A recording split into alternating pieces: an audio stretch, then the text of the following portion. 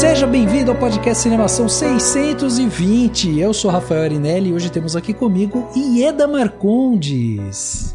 Finalmente, né? Depois de inúmeros convites que eu não consegui aceitar, finalmente estou aqui, sobrevivendo. É isso, mas a gente insiste, Iedinha, porque é demais ter você aqui. Obrigado, viu? E pra falar de eu que PTA. agradeço, Rafa.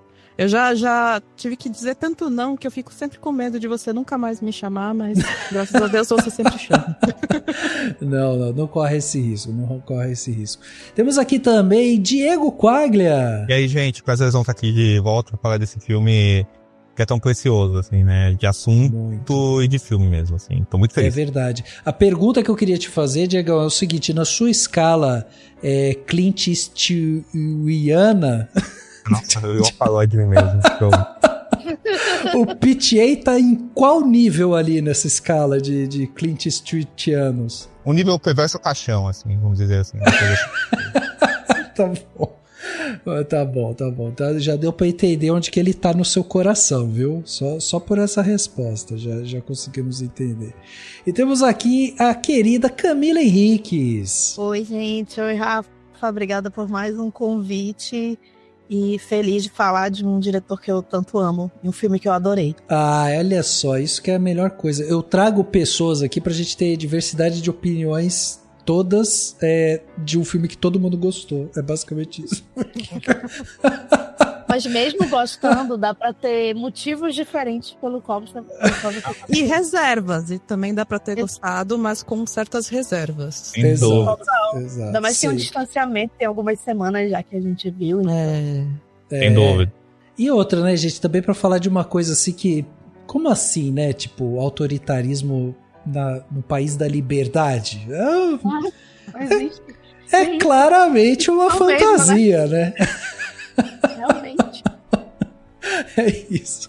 Muito bem, meus amigos. Olha só, hoje estamos aqui reunidos, né, para falar sobre o caos frenético e a ambição narrativa aí de uma batalha após a outra. O novo longa-metragem de Paul Thomas Anderson, o PTA, né, conhecido aqui entre os cinéfilos, entre os amantes de cinema, tem esse apelido assim bem íntimo, que é um aclamado diretor, né, que, enfim, já gerou um clamor instantâneo aí da crítica e se tornou também um sucesso comercial, né? O filme chegou em apenas 4 dias, o filme já estabeleceu um recorde, né? Tornando-se a maior bilheteria do diretor aqui no Brasil. Então dava pra ver que a galera tava realmente com uma expectativa em cima desse novo filme do Paul Thomas Anderson. O filme, que é uma adaptação livre, né, do denso romance o Vineland, né, um livro aí de 1990 do Thomas Pynchon, e aí teve essa adaptação feita pelo PTA aí, que já tinha adaptado uma outra obra desse mesmo autor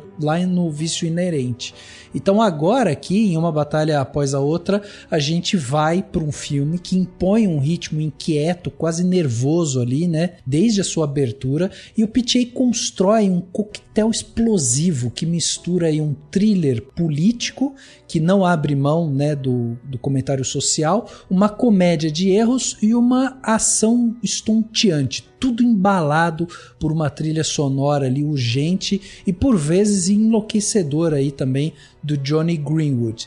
Enfim, hoje eu, Ieda, Diego e Camila vamos falar aí sobre Uma Batalha Após a Outra, com spoiler, então por isso você pode correr para o cinema para assistir esse filme que já é descrito como um documento vivo e pulsante que transporta a energia nervosa do nosso cotidiano, abordando o cansaço da luta perdida, né, da geração anterior e a busca por esperança na próxima geração. Então você pode ir lá ver esse filme que traz tantas coisas para discutir, ou pode seguir aqui por sua conta e risco e tomar um monte de spoiler na cara. Então já fica aqui o aviso.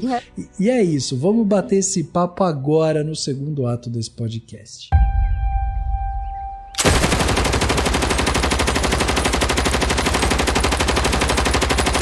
What are you gonna do about this baby?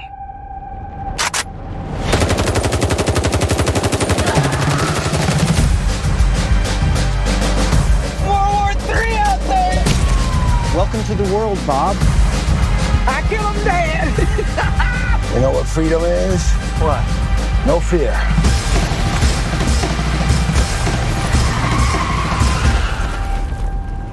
May the force be with you! Chegava aos cinemas brasileiros no dia 25 de setembro de 2025 o filme Uma Batalha Após a Outra. Filme dirigido e escrito por Paul Thomas Anderson, que levou já um BAFTA, né, por Licorice Pizza de 2021, filme que inclusive a gente já gravou podcast aqui, tá? O Paul Thomas Anderson ele é conhecido por vários outros filmes importantes aí, como Bug Nights, por exemplo, Sangue Negro e Trama Fantasma, né? São das obras que ele participou e é um cara realmente um dos diretores mais aclamados aí contemporâneos, né? O orçamento estimado de Uma Batalha Após a Outra está entre 130 milhões e 175 milhões de dólares, tá?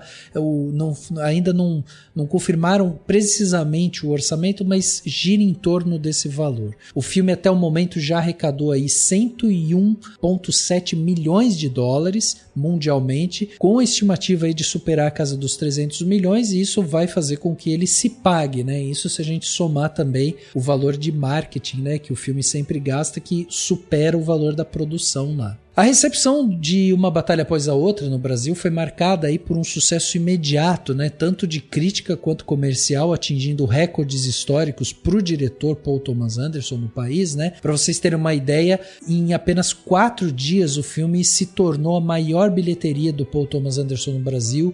Ele arrecadou aí cerca de 3,1 milhões de reais em bilheteria e mais de 119 mil espectadores foram conferir a estreia nas telonas. Para efeito de comparação, o filme anterior do cineasta, né, o Licorice Pizza de 2021, havia levado aí aproximadamente 32 mil espectadores nos cinemas brasileiros quando ele foi lançado. E Uma Batalha Após a Outra é uma sátira sobre autoritarismo, né, nos Estados Unidos, onde um ex-revolucionário chamado Bob Ferguson precisa resgatar a filha, né, dos golpes de um inimigo perigoso, e o filme aborda a vida de militância, paternidade e a luta contra um governo fascista, com uma narrativa centrada em um confronto direto entre antigos revolucionários e o Estado. Na direção de fotografia nós temos o Michael Bauman, o cara que também já trabalhou com o PTA lá em Licorice Pizza, né?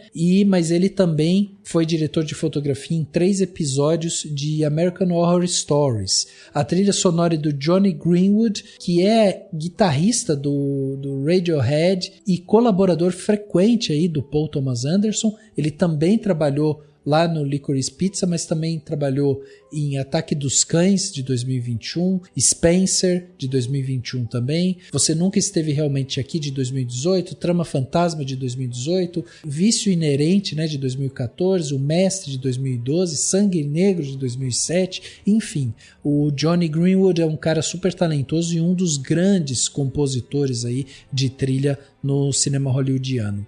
Na montagem a gente tem o Andy Jurgman, que também já tinha trabalhado lá em Licorice Pizza, mas também fez o The Woods, trabalhando aí no departamento editorial de 2012. No elenco principal nós temos o Leonardo DiCaprio, né, que interpreta justamente o Bob Ferguson, que é esse ex-revolucionário e pai da adolescente Willa. Temos também a Chase Infinity, que interpreta a Willa Ferguson, que é a filha, né, do Bob, e a Tyann Taylor, que interpreta a perfídia Beverly Hills, a líder revolucionária e mãe da Willa, né? O Champagne atua como o coronel Stephen Lockjaw, que é o antagonista e inimigo, né, dos Ferguson, e temos também o Benício Del Toro interpretando o personagem Sansei Sérgio Carlos. Temos então esse elenco, um elenco talentosíssimo, e queria deixar aqui justamente a atenção para Chase Infinity e para Tyann Taylor, que fazem um trabalho maravilhoso. Bom, para a gente começar o papo sobre o filme, a gente pode dizer que Uma Batalha Após a Outra impõe um ritmo super inquieto ali, quase nervoso, justamente misturando ali esses estilos, né? A comédia de erros, a ação e esse intenso thriller político, né? E aí, quando a gente vai ver a recepção dos críticos, eles falam muito que o Paul Thomas Anderson utiliza uma ironia devastadora aí e um humor autodepreciativo justamente para lidar com temas pesados como o fascismo e a paranoia. Eu queria começar justamente por aí, assim, focando justamente nessa tonalidade única, né, que o PTA traz pra gente nos filmes dele. Eu queria saber como que vocês veem assim a escolha do Paul Thomas Anderson de apresentar um Bob Ferguson, né, que é o Leonardo DiCaprio, não como esse herói de uma ação tradicional, mas como um ex-revolucionário paranoico, chapado e constantemente esvaziado pela história, né? Isso acaba servindo ali como uma crítica política mordaz pro filme. Como é que vocês veem essa escolha do Paul Thomas Anderson de ter esse personagem como o fio condutor dessa história? Ô Rafa, só pra não perder o fio da meada, teve uma coisa que você falou que me chamou a atenção,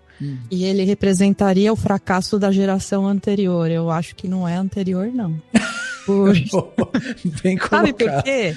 Porque o Leonardo DiCaprio, na vida real, ele tem 50 anos, mas no filme tem um momento que falam que ele tem 42. Certo. Eu, no momento, tô com 39. Eu sou considerada millennial. Uhum. O fracasso dele é pelo menos o meu fracasso. Sim. Não sei qual a idade de vocês, mas... Meu também. É o fracasso dos millennials. A gente não conseguiu fazer a revolução que a gente achava que ia conseguir fazer. E isso eu acho que tem muito a ver com as promessas que a gente tinha da virada do milênio, né? Que a internet ia revolucionar o conhecimento, a democratização do acesso às informações e tal. E tudo virou um pesadelo, né? Então eu acho que é a primeira vez que eu vejo a minha geração retratada dessa forma, que é uma geração... que até no texto que eu escrevi parece o recadinho do Dória, que ele gravou, que viralizou, né? Fracassada de pijamas em sua casa. E para mim é esse retrato dessa geração que realmente está fracassada de pijama em sua casa, mas ainda tentando acertar os pronomes dos amiguinhos da filha.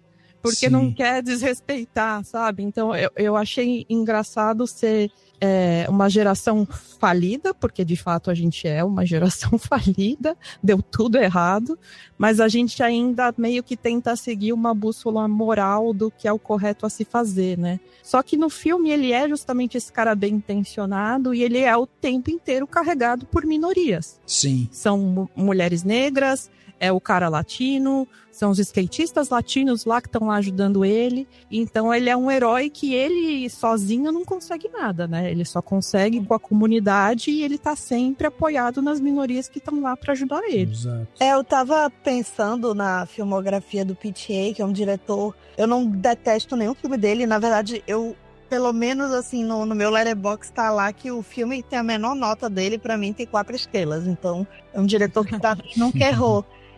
Pra mim, né, muito consistente. Pensando assim na obra dele, depois que eu vi o filme, em vários filmes ele faz um retrato do Zeitgeist, mesmo quando ele tá falando, quando ele tá olhando pra trás. Assim, ele pensa nos sintomas de uma sociedade doente, em vários filmes dele, né? Ele investiga, não necessariamente, na verdade, não necessariamente investiga, às vezes ele apresenta como um elemento ali do filme. E esse filme é isso, é o fracasso, como a Ieda falou, da geração millennial, né? Que, enfim, esse tema, assim, me toca muito, assim, com filmes. Eu gosto muito de filmes que falam um pouco dessa mediocridade também, né?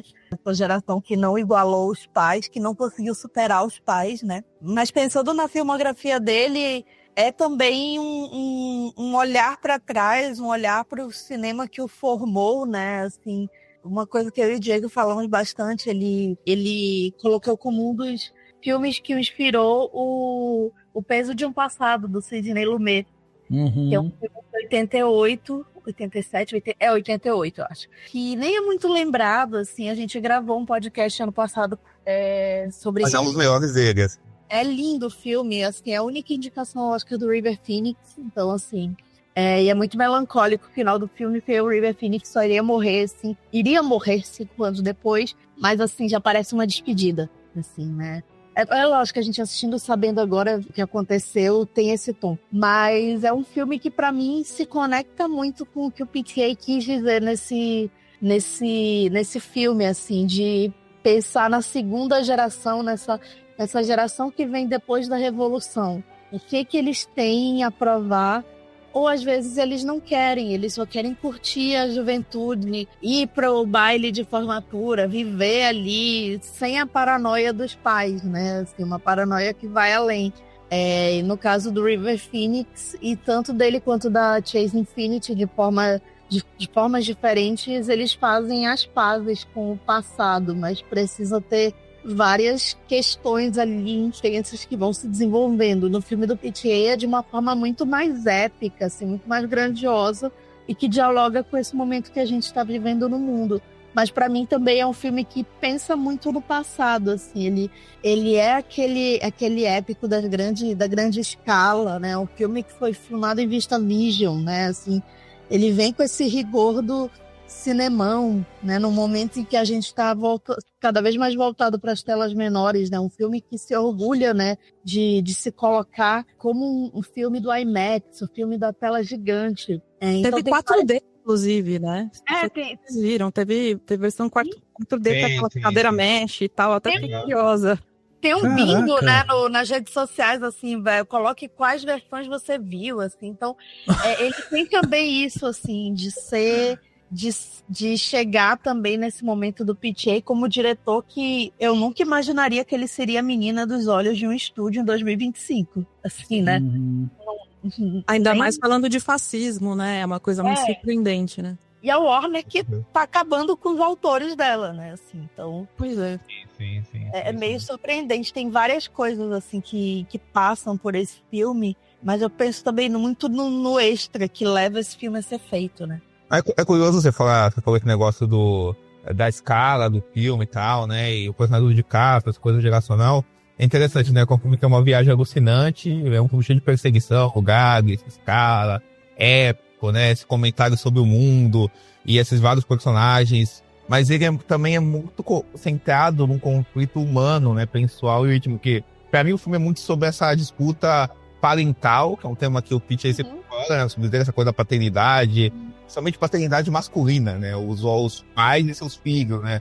Assim, né? E essa disputa paterna entre esses dois opostos, né? Que é um revolucionário e um fascista, né? Que é o personagem do DiCaprio e o Champagne, né? E o DiCaprio é esse cara, né? Que é um personagem muito particular, né?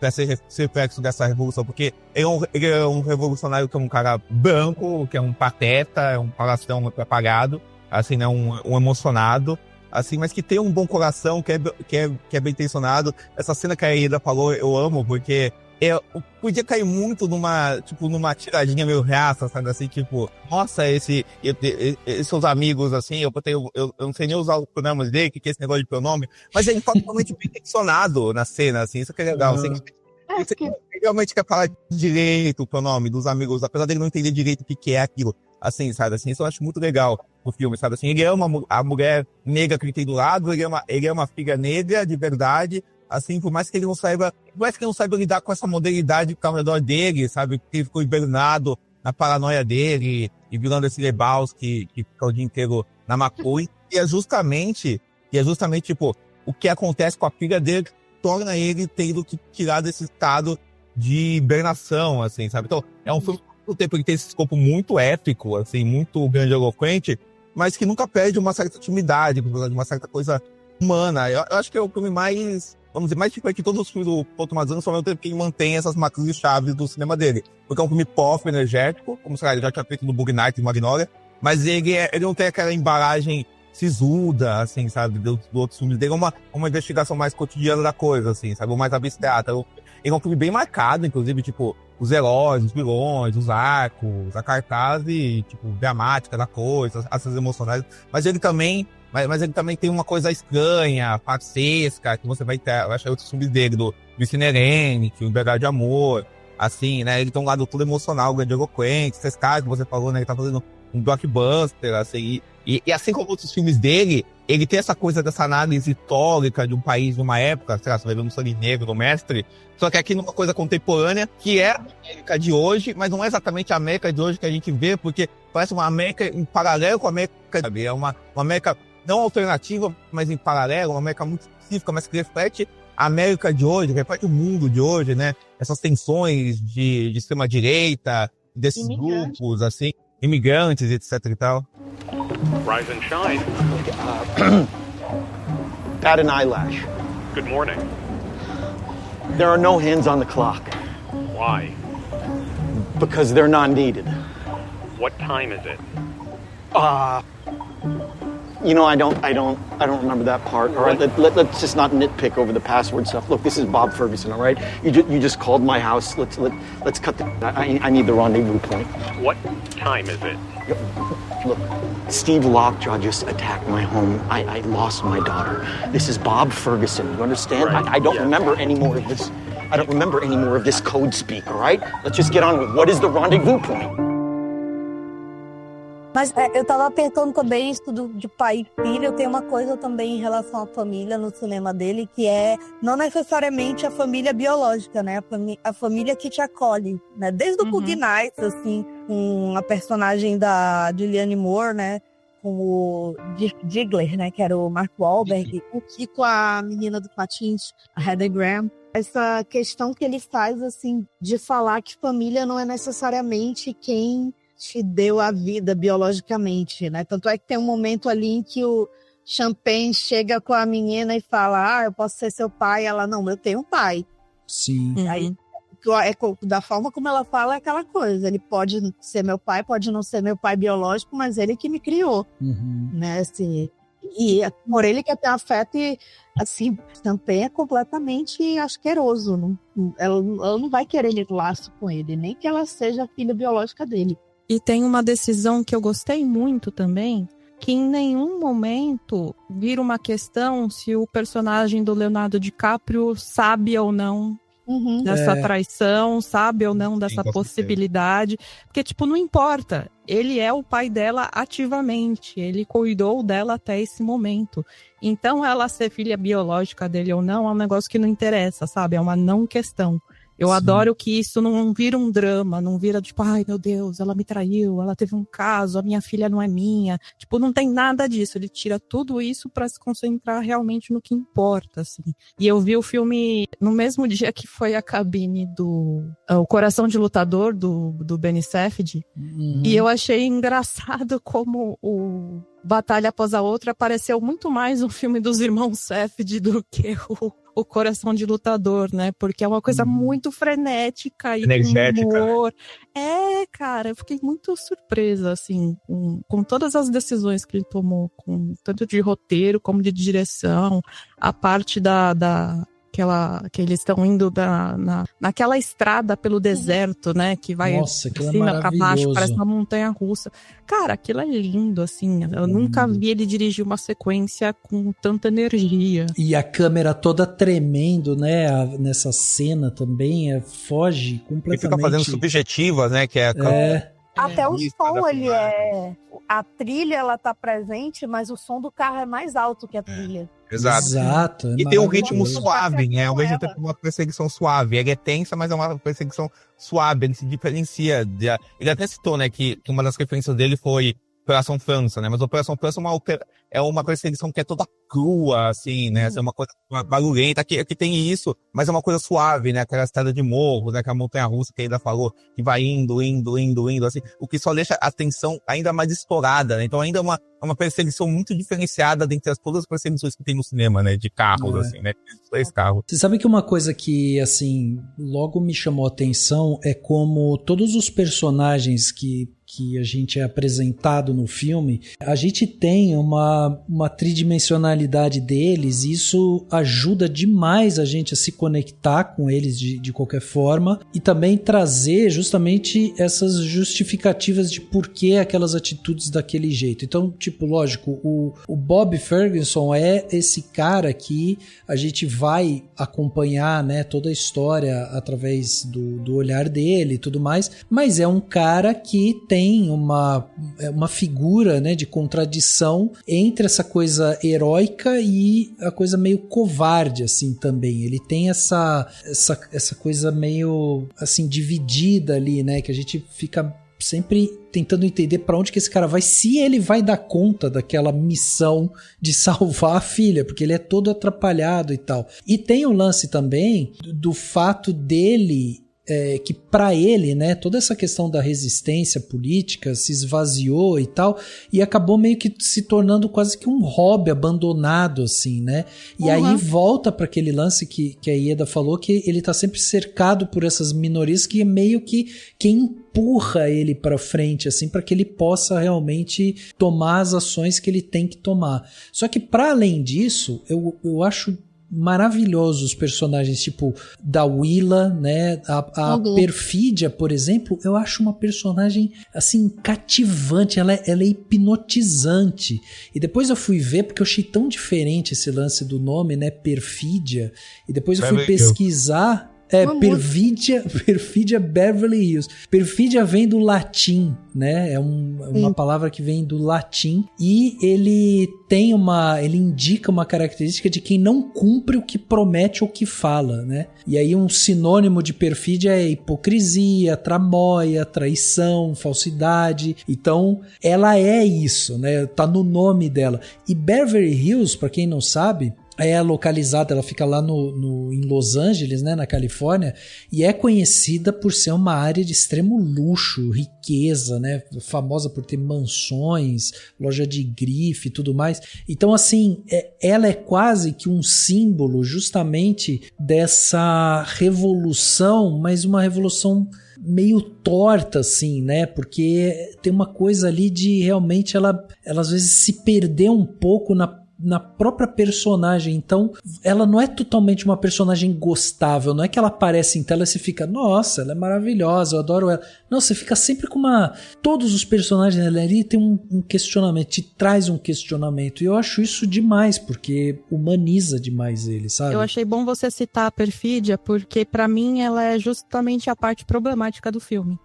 E eu também, né, eu tento ver os filmes, principalmente do Paul Thomas Anderson, sem saber de nada. Eu não vi nem trailer, não li sinopse, não fiz nada. A única coisa que eu vi, e foi por acaso, eu vi duas pessoas no Blue Sky conversando, eram acho que americanos, falando que eles gostariam de ler uma crítica de uma batalha após a outra escrita por uma mulher negra. Porque rola uma sexualização muito, muito forte da perfídia, inclusive na forma como ela é retratada, né? Porque ela tá o tempo inteiro, tipo, eles acabaram de colocar uma bomba numa antena e ela quer transar ali mesmo. Ela tá o tempo inteiro agarrando o Leonardo DiCaprio. O Champagne vai vigiar ela, a câmera toma o ponto de vista dele, mostra a bunda dela, mas fica lá uns 30 segundos a mais do que deveria pra gente entender o que tá acontecendo naquela situação, né? Então, ali é um negócio que me deu uma incomodadinha, sim. O Paul Thomas Anderson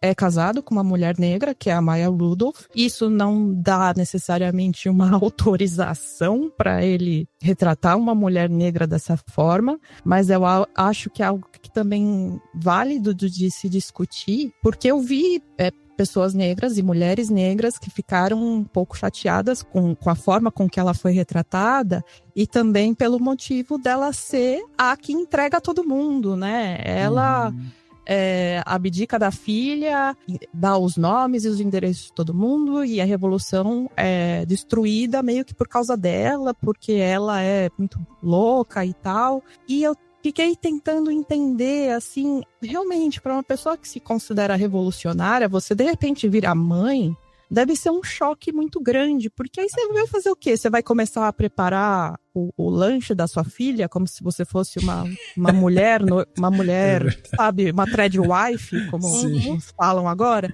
Então eu tentei ficar procurando também outras dimensões, e como parece que ela tá com depressão pós-parto.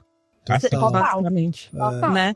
Então eu acho que ao mesmo tempo que dá pra gente apontar que existe uma sexualização ali que é um pouquinho questionável, é também ao mesmo tempo uma personagem muito rica, e que, apesar dela ser antipática no sentido de entregar a revolução, né, de delatar todo mundo, mas ela também dá pra entender os motivos dela, né? E no final, inclusive, o filme retorna a ela, não de uma forma direta, né, mas pela carta.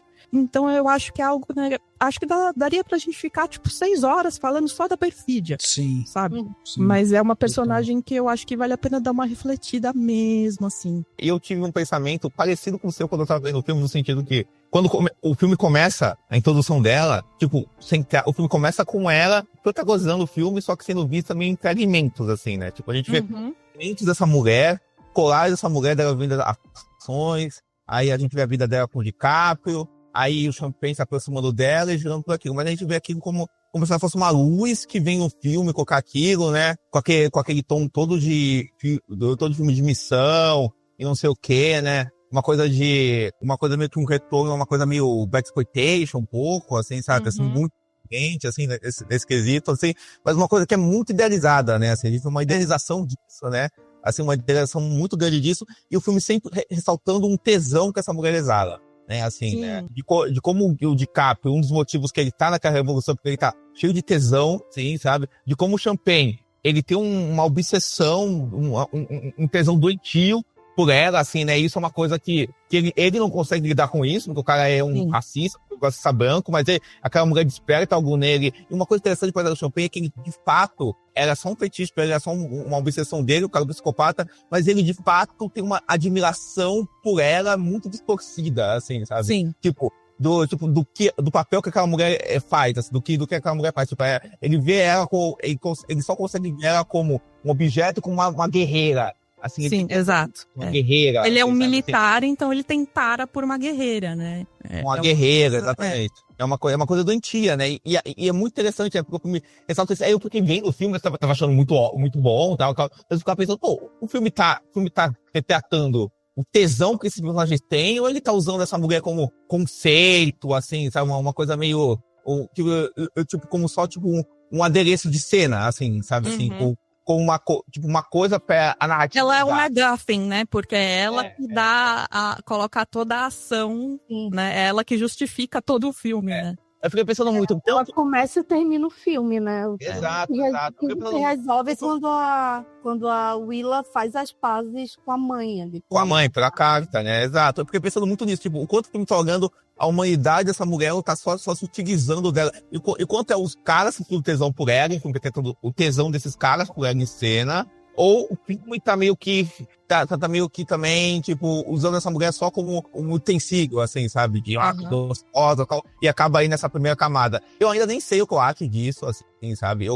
Mas eu acho interessante, assim, né? O que você falou, né? De como o filme começa com essa coisa da idealização, né? Uma coisa meio, olha, como é cool essa vida revolucionária, tal, de bancar os gigantes, fazer ataques. E aí vai quebrando isso quando a coisa vai virando uma coisa mais mundana, sem também condenar ou demonizar atividades revolucionárias, assim. Não que eu acho que o filme, assim, acho que é um exagero você falar que o filme alguém fala que o filme é revolucionário, assim, alguma coisa dessa. Não. Me parece, obviamente, que não. Mas eu acho que ele é um filme que tem empatia pelos personagens, assim, não idealiza eles com os personagens dos supremacistas brancos de extrema-direita, assim, sabe? Ele vê a revolução como uma alternativa justa de vida, concordando ou não com ela, eu acho que o filme faz isso, assim, do mesmo jeito que ele vê os revolucionários como caras extremamente desprezíveis e tal, assim, sabe? Então, eu acho que o filme, ele tá nesse lugar, assim, no lugar cinza que eu acho mais inteligente, assim, sabe? Do que um filme costumeiro hollywoodiano que simplesmente iria demonizar a revolução, do que demonizaria os personagens de extrema-direita, assim. Acho que o filme não faz isso, por mais que ele não advogue para isso exatamente, assim, sabe? Um filme desse tamanho fazer isso, assim, e com a própria ideologia do Piquet. Mas eu acho interessante o personagem da Perfídia, porque ao mesmo tempo é uma personagem que cabe numa caricatura, mas você vê contínuos de humanidade nela, que o filme não exatamente desenvolve, mas lança a mão de jeitos fortes, porque ela começa a luz, que entra na vida desses caras, é uma luz que entra na vida desses caras, a gente vê fragmentos dessa luz, depois ela vai embora e desaparece, ela nunca retorna, assim, sabe? Então é uma coisa que me divide bastante. E uma coisa, eu tava falando com a Isabel, o ritmo que a gente falou antes de entrar no ar, assim, né? Ela falou uma coisa interessante, né? Da personagem da Perfídia, ela ser delatora, e o filme sempre fala, né? Tipo, dela como uma delatora como algo negativo. E ela a rata, né? A rata, exatamente. Ela tava falando comigo como ela é delatora, o personagem, tipo, a personagem, o amigo da Willa, que é não binário, ele também delata ela, né, assim. Sim. E os outros personagens revolucionários brancos, eles são mortos, mas eles não delatam. assim, né? Então, imerso completamente ali, né? Exatamente. Aí eu fiquei pensando nisso, que esquisito isso, né? Ao mesmo tempo, um amigo meu, o Vincent, que grava podcast com a gente, o Camila, ele falou que ele teve esse incômodo na hora, mas ele pensou e ele teve um pensamento que eu achei legal, tipo, eles delataram porque eles são corpos que vão sofrer mais repercussões se eles presos, assim, sabe? Totalmente. Não, ainda mais a gente vê, né, ela sendo levada de cadeira de roda, porque começo de conversa, né? Por que ela está numa cadeira de rodas quando ela é presa? Exato. É porque ela apanhou. Exatamente. Ela foi muito torturada. Então a gente entende a delação dela porque ela sofreu demais e pra ela parar de sofrer, ela inclusive teve de se submeter sexualmente ao cara que ela achava mais asqueroso, né? Então, Nojento, né? Exatamente. dá pra entender, ao mesmo tempo que eu também fico refletindo, será que um diretor negro ou uma diretora negra teria filmado um pouquinho diferente, mesmo que fosse exatamente a mesma história, sabe? What I'm doing here is I'm creating a closed circuit. Very important to keep your cap shunted like this so you don't accidentally detonate your charge. Don't stop. I want you to create a show. This is an announcement of revolution. The message is clear. I'll be seeing you very soon.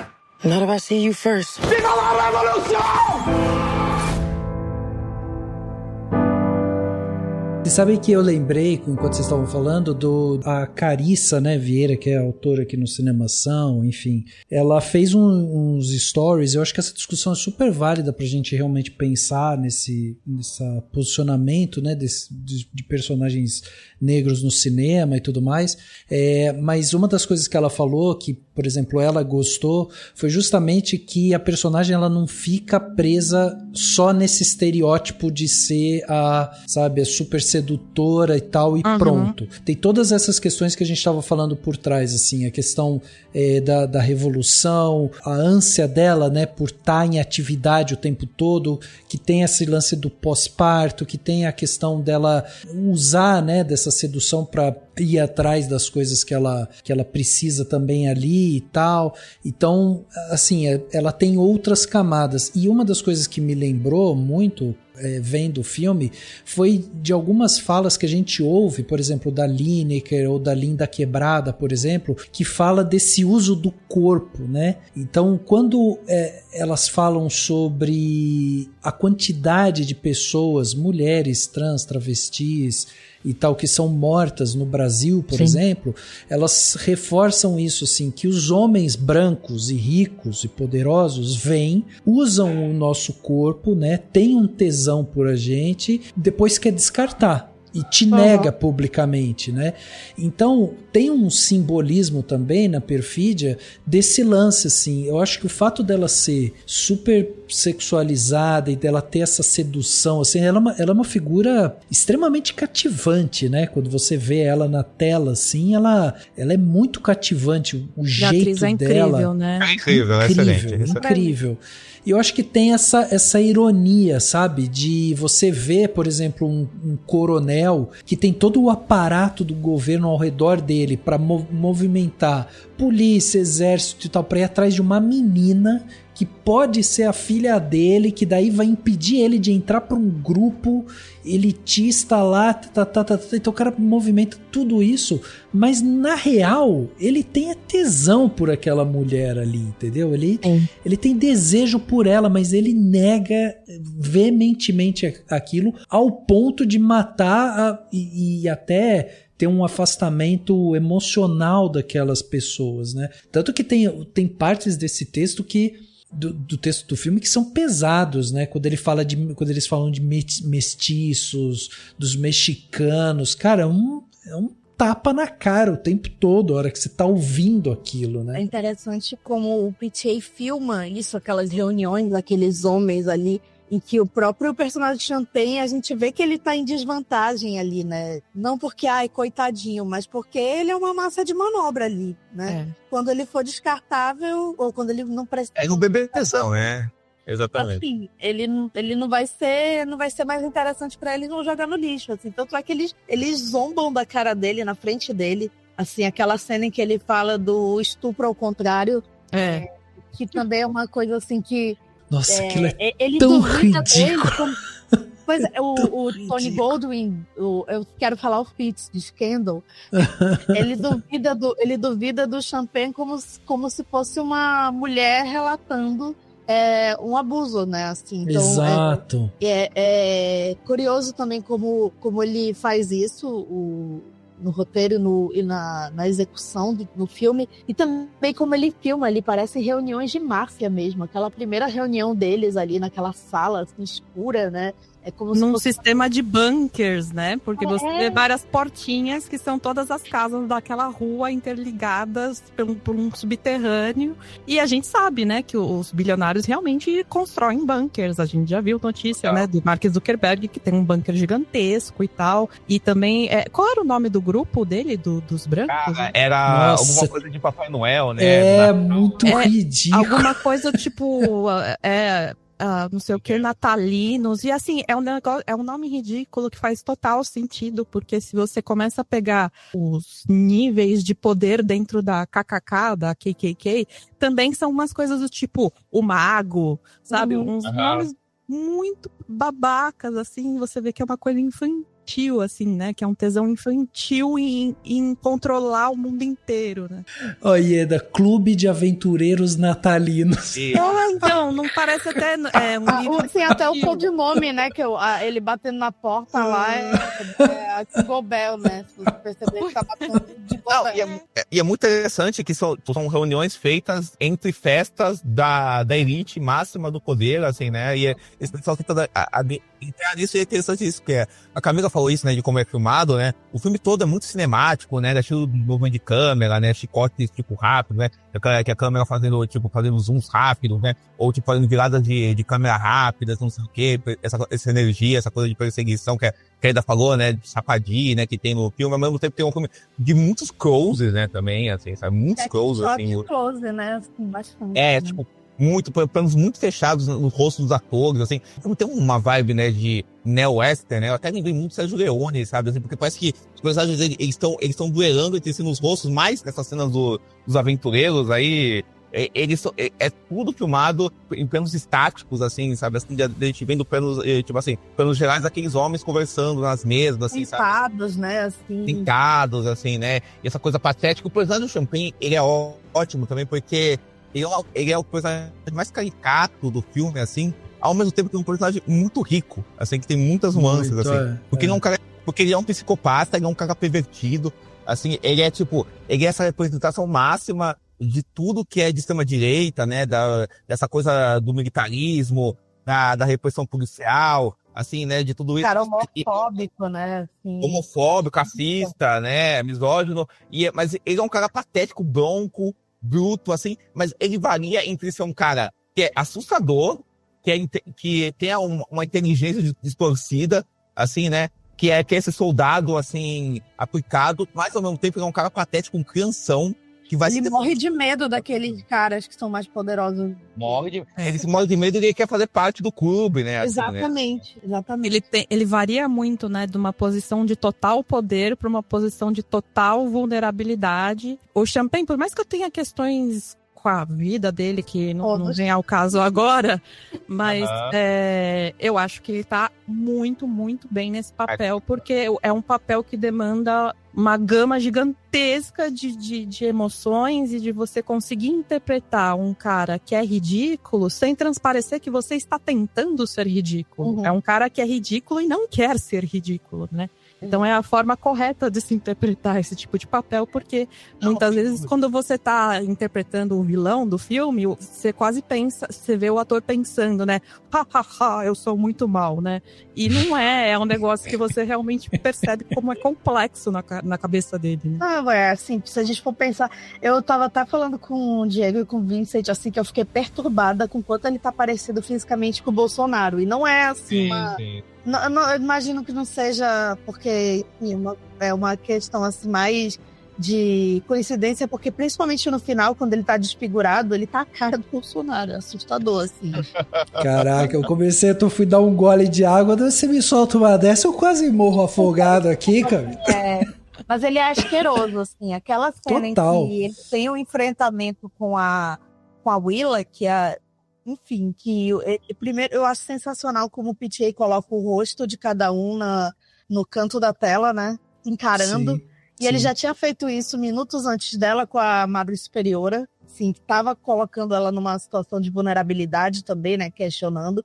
E aí, ela tá parecendo mais poderosa que ele, né? Apesar de ser uma Super. menina, pouca experiência de vida, foi jogada ali na revolução, assim, no susto. Apesar de que, de certa forma, a vida toda dela, ela sabe que isso pode acontecer, ela anda com localizador, né? Então, Ela foi treinada pra isso, né? ela sabe os codinomes melhor que o pai dela, inclusive, os códigos, né? Mas é sensacional essa cena, porque a gente vê a dinâmica de poder ali, o quanto ele vai ficando enfraquecido, assim como ele ficava enfraquecido com a perfídia, por motivos diferentes ali, né? É a cena que ela fala, por que você usa essa camiseta apertadinha, assim, é sensacional. Nossa, sensacional. Tipo, ela mexeu, assim, com a autoestima dele, porque tá achando que eu sou gay?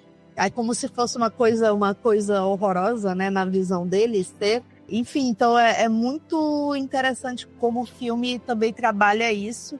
E também, no final das contas, a Willa se resolve sozinha, né? Sozinha? Assim, sim, totalmente. Ela é a própria heroína dela, assim. A gente tem ali o Leonardo DiCaprio e o Benício Del Toro, meio que dois patetas ali. Em algum dado momento, eles viram um alívio cômico e, assim, adorei os dois juntos. Podem Sim. fazer mais filmes juntos, assim. E acho até curioso que o Benício Del Toro virou um fenômeno nas redes sociais, né? Por conta do filme, né? E ele O personagem dele é carismático, né? O personagem dele fazer Night Live, assim, ele fez um cameo, né? Que, enfim, é muito carismático o Sensei Sérgio e as cervejinhas. A cena dele sendo preso é maravilhoso, ele dançando daquele jeito. O personagem que tem paz absoluta durante o filme, né? Uma coisa sensacional do Champagne no filme é que é essa composição dele, porque ele parece uma coisa meio saída do Recruta Zero, assim, do Popeye, assim, sabe, assim. E é um personagem de desenho animado, realmente. Total, o jeito que ele se move. O cabelinho que ele penteia e fica um cabelinho meio Bolsonaro, meio Hitler. Né? O Champagne tem uma voz meio ríspida, né? Assim, meio rouca, assim, mas ele torna a voz dele mais rouca e mais ríspida ainda. O jeito que ele se move, assim, sabe? Assim, é sensacional. O Champagne tem cara de bebê chorão, né? Tem. Eu ouço um podcast que chama Big Picture e o cara do podcast falou bem, assim, sabe? Que ele falou que que esse é um papel que te lembra, tipo, por que o Champagne já foi considerado um dos melhores atores da geração dele, todos os tempos, não sei o que, assim. Porque o cara é assim, não entendo também os assuntos, assim, tá da vida pessoal, né, porque o cara ficou anos, né, tem uma carreira relevante no cinema, a gente meio que esqueceu, né, do Champagne, né, assim, né, e esse papel faz, realmente, o Champagne sabe atuar, tal, não sei o que, sabe, dele em décadas, assim, sabe. Ele vai dar um discurso insuportável no Oscar, né?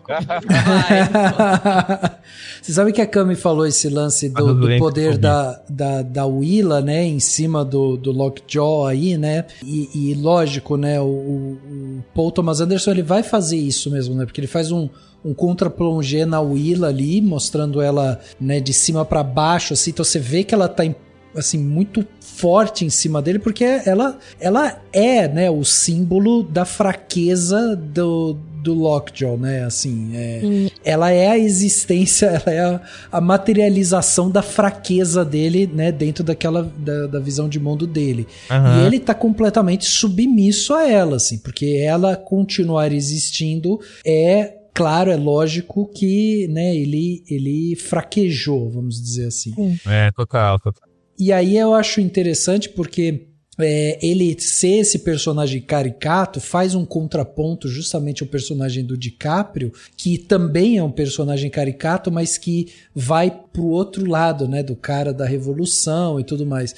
E aqui o Lockjaw, quando ele vai inclusive falar sobre aquele lance do estupro reverso, é quase um racismo reverso também, né? Sim, total. É um troço tão ridículo que você fica olhando aquilo falando, cara... Tem homem meio Redcast, né? Uma coisa meio Redcast, né? Assim, uma coisa meio...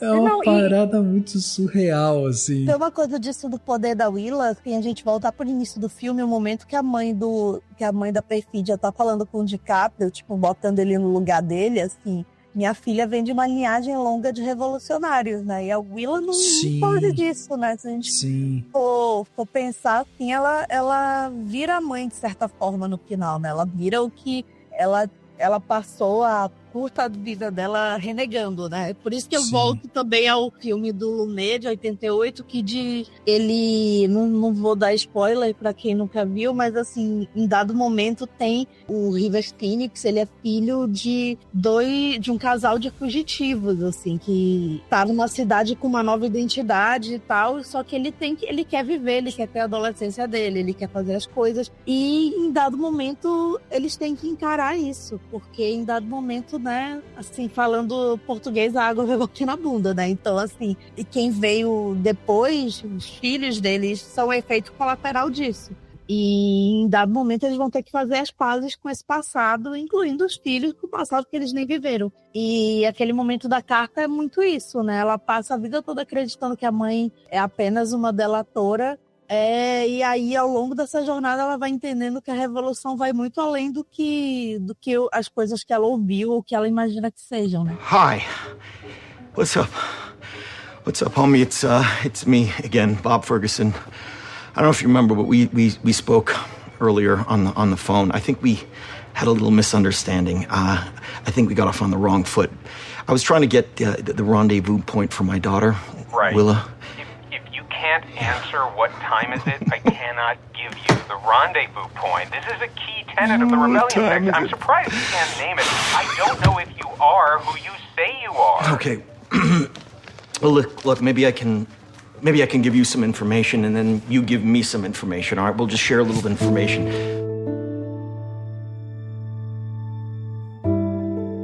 Tava conversando com um amigo, né? Ele tava falando que tem uma questão com o filme, né? Que ele falou que o filme, pra ele, né? Essa questão da Hollywood sempre tratar a questão revolucionária como uma questão meio individual, né? E sobre família, né? Não é sobre revolução, é sobre família. Mas é curioso pensar isso porque a Willa, né? Ao passar com essa viagem, né? Fugindo, né? Ela vai entrando dentro daquela organização, ela vai aprendendo os códigos daquela organização. E na cena, que eu até chorei nessa cena, a cena que ela se reencontra com o pai, ela se dela fazer ele falar os códigos que ele tem que aprender, porque ele é um desleixado, que nunca quer falar os códigos, que nunca lembra as senhas, etc e tal, assim, né? E ao mesmo tempo, o filme não pacifica totalmente as coisas, assim, porque não mostra a geração dela que é muito pacificada, né? Porque ela, sem hesitar, ela mata o cara nazista que atira no champanhe, assim, sem nenhum tipo de hesitação, assim, sabe, assim. E quando ela sai de casa, e o pai dela tá dormindo, e é curioso, né, que na última cena do champanhe ele também vai dormir, assim, pra sempre. O pai dela tá deitado, na verdade, né, mas tipo assim, ele tá nessa posição também de estar lá deitado, assim, né. Ela vai, tipo assim, ela tá indo embora, assim, ou ela tá voltando de casa, também num ato revolucionário, assim, sabe, assim. Então, o que eu achei interessante do filme, assim, né, que ressalvas à parte, assim, sabe, assim, você que se vê aqui ali, né, e é bom se falar essas ressalvas, ele deixa meio aberto certas coisas, assim, sabe, que você se incomoda, e muito você consegue ver que o filme tá falando também de outro lado, assim, sabe, ele deixa uma coisa aberta, assim, sabe, assim, pra você analisar dentro do que ele tá comentando daqueles personagens, sem perder uma contundência de discurso, assim, sabe, e também sem ser muito telegrafado, assim, sabe, então eu acho interessante isso ali, é um filme que é rico nesse sentido, assim, sabe, ao mesmo tempo que você pode questionar ele também deixa aberto pra você pensar outras coisas dele, assim, sabe? O que eu acho interessante dele muito é isso, né? E a própria personagem da Willa, né? Ela vai ficando cada vez mais poderosa, né? Quando ela encontra o Champagne na primeira vez, eles estão sendo marcados em cena quase como se fosse um duelo de faroeste, né? Ele de um lado tipo assim, ele de um lado da sala, assim, lá de um lado, ela do outro lado extremo, assim, amarrada, assim, mais altiva, né? E a câmera por cima, no plongé, olhando por isso pra baixo, empinada, assim, sabe? Então o filme vai marcando muito bem esses personagens, né? E é curioso, a Ela falou essa coisa do Thomas Anderson, ele é casado com a Maya Rudolph, e ele tem 3 filhas, né? São 4 filhos que eles têm, aliás. 4 filhos, né? São 3 meninas, se eu não me engano, e um menino, assim, né? Se eu não me engano, assim, sabe? Assim, e aí eu imagino que, eu não sei, eu tive muito essa pira de ser muito um filme de um pai branco falando sobre ter filhos negros, assim, sabe? E aquela cena, né, do Leonardo DiCaprio se lamentando, do tipo, eu não sabia arrumar o cabelo dela. E é um problema, né, que pessoas brancas têm dificuldade realmente de cuidar de cabelo negro. Total. Um homem também, né, criou um homem branco que criou sozinho, né, tem essa... Não. E o que eu acho mais legal ainda... Foi criada pelo pai branco, né? E o que eu acho mais legal ainda é que, assim, apesar da gente retratar, retratar não, né? Ele é retratado como um derrotado, um falido, mas uma coisa certa ele fez, ele criou uma filha maravilhosa. Sim, exato. E ele foi um bom pai, né? Ele foi um bom pai, assim, bom pai atento, assim, um pai amoroso, apaixonado. Assim. A Willa tem esse lance de... Ela é essa âncora emocional do filme, né? Ela acaba movimentando ali. E ela é também quem dá corpo justamente a essa herança revolucionária, né? Porque é através dela que realmente... as coisas vão passar ali e como o Diego bem falou, tipo, ela, né, acaba meio que entrando até de uma forma meio orgânica ali, né, ela meio que nasce no meio dessa revolução, mesmo vivendo em um lugar aparentemente tranquilo e tudo mais. Mas eu acho que tem um ponto interessantíssimo, assim, que é como muitas vezes o PTA vai buscar os olhos dela, né? Como parece que ela tá o tempo todo... Ela aparece muito assim como uma presença silenciosa, mas sempre com o olho muito vivo, assim, muito observando tudo que tá acontecendo. Que descoberta, né, essa menina, né? Descoberta. Nossa, maravilhosa e muito carismática, assim, né? E grande mérito dela nos bastidores fazer o DiCaprio fazer TikTok, né? Ela é divulgadora das redes sociais do filme, né? Ela é muito boa, né? Então, uma coisa que eu acho legal do filme, assim, que eu acho bacana, tipo, apesar de incômodos que eu tenho, é que, tipo, o filme, eu gosto disso, né? Eu acho que o filme reconhece bem, apesar de eu ter uns incômodos que eu já falei, mas ele reconhece bem que, tipo, eu tô tratando essas personagens, mas eu tô vendo essa uma perspectiva... Eu acho que ele não tenta, tipo, roubar a perspectiva dessas mulheres negras, assim, sabe? É um filme sobre como esse cara branco lida com essas mulheres negras, assim, sabe? Então o filme tem um muito específico que ele tá, assim, sabe? Assim, de como esse tipo de branquitude lida com essas mulheres negras e ele tenta ver com enganos e acertos uma dignidade para mulheres negras, assim, sabe? De como então acho que ele não tenta, tipo, fazer um filme negro, ou fazer um filme só sobre as mulheres negras, na posição que ele tá. Ele tenta olhar pra isso e pensar isso. Até tava vendo que esse negócio que ele ainda falou, a Maya Rudolph, há muito tempo atrás, ela deu uma entrevista falando da criação dela, porque o pai dela é branco, assim, e a mãe dela é negra. A mãe dela, inclusive, a Camila vai lembrar, né? Uma cantora... É a Minnie Riperton, canta aquele agudo. Vou cantar, mas é um... E aí ela contou, né, que a mãe dela morreu cedo e o pai, ela foi criada pelo pai, e o pai tinha essa dificuldade no cabelo dela. Assim, e o pessoal trouxe isso de novo porque tem esse diálogo no filme, né? Então, eu acho que o filme tá falando muito desse tipo de relação, assim, sabe? Assim, de um jeito muito humano, né? E acho que tem uma coisa do DiCaprio, que ele é um ator de comédia excelente, né? Talvez, e até muitas vezes um ator de comédia é melhor do que um ator dramático, pessoalmente, eu acho, assim, sabe? Assim, porque ele tem uma naturalidade, essa coisa espiônica dele, assim, sabe? Quase física, né? De um pastelão mesmo, assim, que ele faz, que é muito boa, assim, sabe? Mas uma coisa que eu fiquei surpreso do filme é o quão terno ele consegue colocar no personagem dele, assim. O personagem dele tem uma ternura muito forte, assim, sabe? Fala da filha, esses olhos dele, assim, né? Ele salta a ternura, assim, né? Então, ele é esse personagem que ele tem essa coisa meio expansiva, cômica, como tem ele no Lobo de Wall Street, ele no Uma Vez no Hollywood e tal, essas coisas meio bobalhona, essa coisa meio de crianção, que também os personagens do Paul Thomas Anderson tem, né? De forma diferente, né? De ser um crianção, né? Tem no Bug Nights isso, tem no Bergamo do Amor, tem no Mestre, etc. O próprio Daniel Plainview, né? Ele é um crianção psicopata, mas ele é um crianção, assim, tá? E aí o personagem de capa é isso, só que numa esfera bem terna, assim, sabe? Dessa relação de pai de menina que ele é, sabe? Sem se desculpar por isso.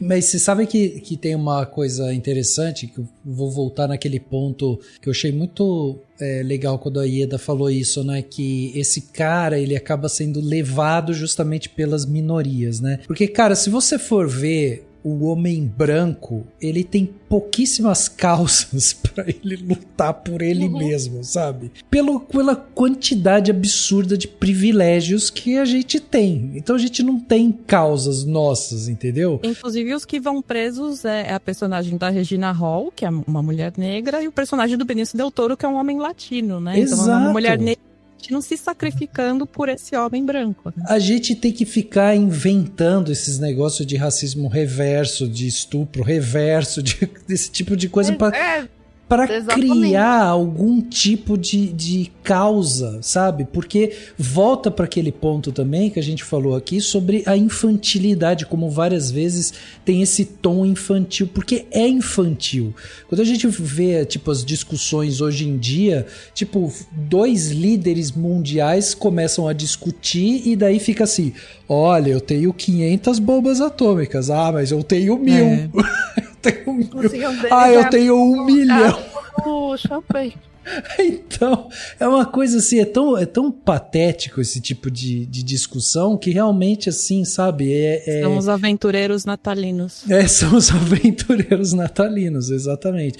E eu acho que quando a gente fala da Willa, por tudo isso que ela representa, né, por ser uma continuidade, por ser um elo, né, de ligação justamente vamos dizer, desses futuros revolucionários, com os revolucionários que talvez não conseguiram fazer a revolução, né, e tal. Eu acho que a gente tem que falar e passar pela cena justamente daquela perseguição, que eu acho que é talvez a sequência ali mais impactante realmente, né, do filme, é a que toma mais tempo pelo menos ali, e é uma cena que ela meio que vira uma montanha russa, né, de tensão, vira um mar agitado ali e tal, porque você vai, sobe e desce, você perde de vista, e aí tem uma questão que o Anderson faz que eu acho que meio que subverte um pouco aquelas cenas clássicas, né, de perseguição de carro e tudo mais, que em vários momentos você perde aquela lógica de você não sabe quem tá perseguindo quem. E é muito louco que você não sabe se você tá na visão do cara que tá atrás, no que tá da frente fugindo e tudo mais.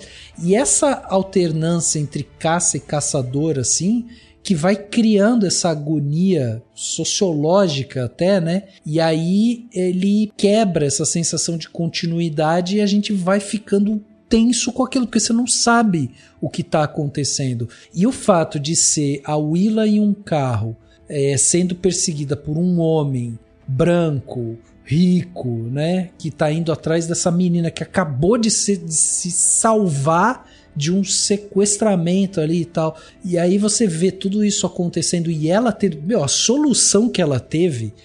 Maravilhosa. Me deu vontade de levantar e aplaudir, porque eu achei genial o que ela fez. Pisar no freio e ficar parada ali. Quando ela fez isso, eu falei, cara, lógico, que geniazinha. É foda. É foda. Willa! Willa! It's your dad, Willa! I need to find my daughter. You understand that? Me and Willa's mom used to run around and do some real bad... My dad told me she was a hero. Willa! You're in a lose-lose, maybe save your life position.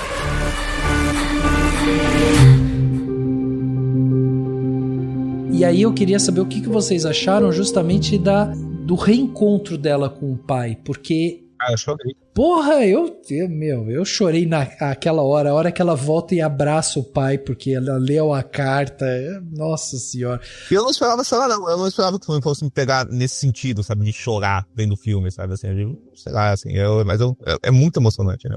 Mas esse lance dessa resistência dela, porque ela acabou de matar um cara, tem um lance lógico de trauma ali, né, do que ela acabou de fazer, mas tem também um lance de desconfiança também, né, de uma perda dessa inocência de tudo que ela construiu até ali, porque para ela tudo aquilo tinha... O pai era meio paranoico, mas quando ela é empurrada para aquele caos, ela meio que perde a confiança em todo mundo, assim. Quem que é essa figura da mãe? Ela foi treinada para isso, né? Ela foi treinada justamente para se comportar dessa maneira, e por mais que ela chegue na adolescência e comece a pensar, era tudo bobagem, isso ainda tá na cabeça dela, ela querendo ou não.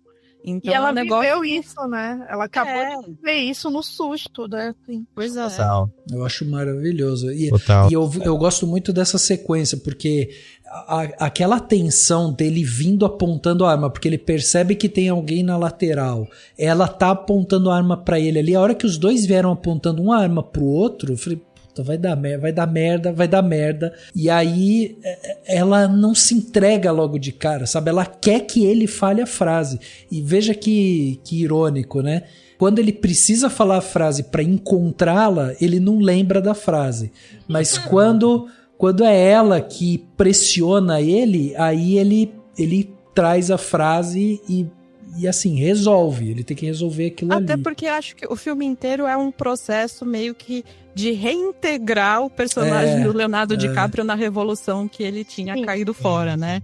Então ele vai aos poucos retomando todas as memórias, tanto até que tem aquela coisa engraçadíssima, né? Do cara exigir o código dele e ele não saber, e aí ele pede pra reclamar com o gerente dele, e aí o gerente lembra das conversas que eles tinham, que também é um lance meio machista babaca, mas ok, mas ele parece que vai retomando as memórias, né? Então quando ele chega no fim desse processo, ele já é ele de antigamente, de novo. Total.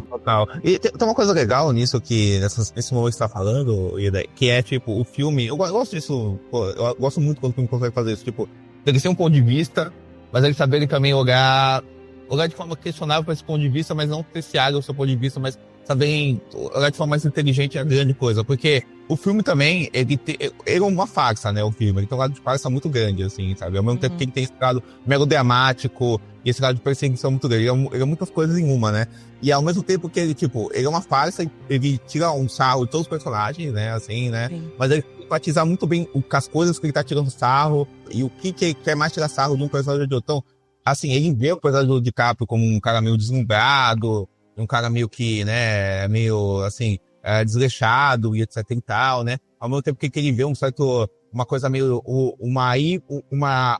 uma coisa muito burocrática, exagerada, assim, sabe, assim, daquela organização, etc. Ele tira sarro disso, mas é interessante, assim, ao mesmo tempo, como ele vê de forma digna aquela organização, ele tira sarro das próprias percepções dentro dele, porque o DiCaprio, quando ele vai xingar o cara e brigar com o cara porque ele não quer dar não quer informar ele. Ele acha que ele é mais novo, né? Ele acha que ele é mais novo, o cara é da idade dele, entendeu? Assim, acho que até mais velho.